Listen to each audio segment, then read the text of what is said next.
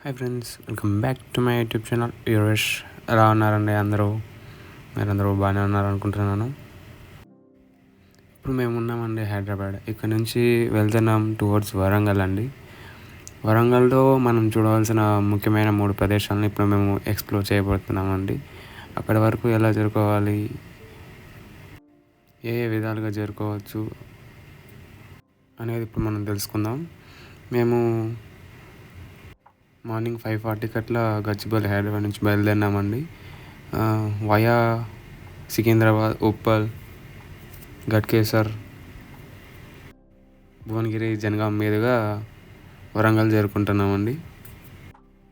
ఇవి కాకుండా బస్సులో అయినా సరే మనం హైదరాబాద్ నుంచి డైరెక్ట్ వరంగల్ బస్సులు ఉంటాయి. And at the same time train facility కూడా ఉంది. ఇంకా ఎయిర్పోర్ట్ కూడా ఉందండి వరంగల్లో. సో మనం డైరెక్ట్ ఫ్లైట్ ఫెసిలిటీ కూడా ఉందండి వరంగల్కి. ఈ 3 ప్లేసెస్ని ఎక్స్ప్లోర్ చేయడానికి మనకు ఒకరోజు సరిపోతుందండి. మేము ప్రొవైడ్ చేసే ఇన్ఫర్మేషన్ కనుక మీకు యూజ్ఫుల్ అయినట్టయితే please don't forget to like, share and subscribe our YouTube channel అండి. కరెక్ట్గా సన్ రైజ్ టైంకి మేము ఫ్లైఓవర్స్ దాటుతూ సికింద్రాబాద్ నడి ఒడ్డున ఇలా వ్యూస్ మాత్రం ఆసంగా ఉన్నాయండి.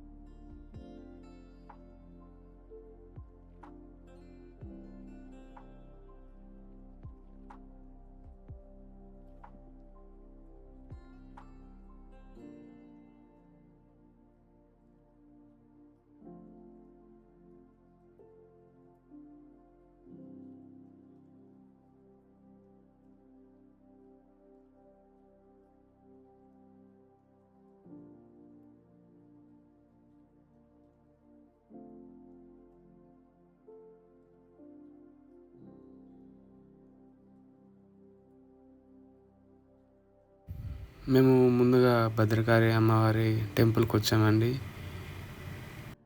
ఈ టెంపుల్ మన హన్మకొండలోని భద్రకాళి లేక్ పక్కనే ఉంటుందండి. ఈ భద్రకాళి లేకే one of the main water source for hour Warangal and Hanamkonda people అండి. ఇక్కడ అమ్మవారిని దర్శనం చేసుకొని ఇటు నుంచి మేము 1000 పిల్లర్ టెంపుల్కి బయలుదేరామండి.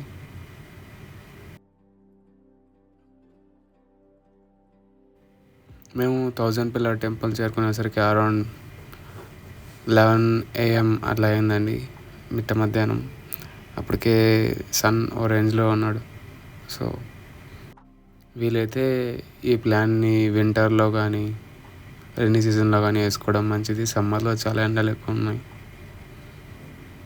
మనం ఆలయం లోపలికి ఎంటర్ అవుతూనే ఎడమవైపు ఒక కోనేరు ఉంటుందండి.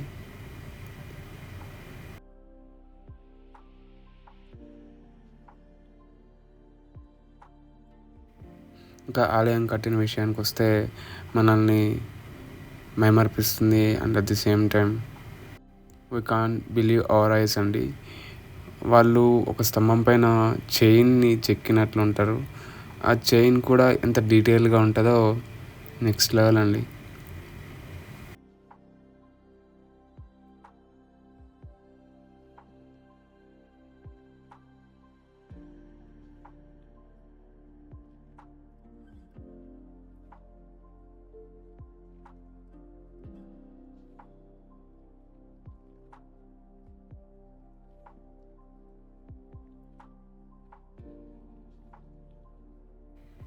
మేము అక్కడ దర్శనం తర్వాత మళ్ళీ టువర్డ్స్ రామప్ప టెంపుల్కి బయలుదేరామండి.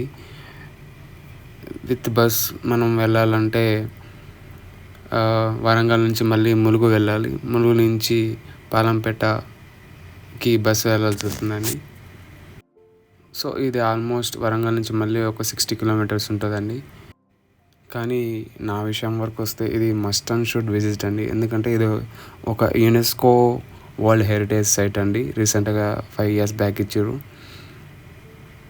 మీరు ఖచ్చితంగా ఆ ఆలయ నిర్మాణాన్ని and at the same time ఆ శిలల్ని చెక్కిన విధానాన్ని చూస్తే మైమర్చిపోతారు. ఆశ్చర్యానికి లోనవతరంలో అతిశయోక్తి మాత్రం అస్సలు లేదండి. ఈ ప్లేస్ని మాత్రం ఖచ్చితంగా మీ లిస్ట్లో యాడ్ చేసుకోవాలని నేను కోరుకుంటున్నానండి.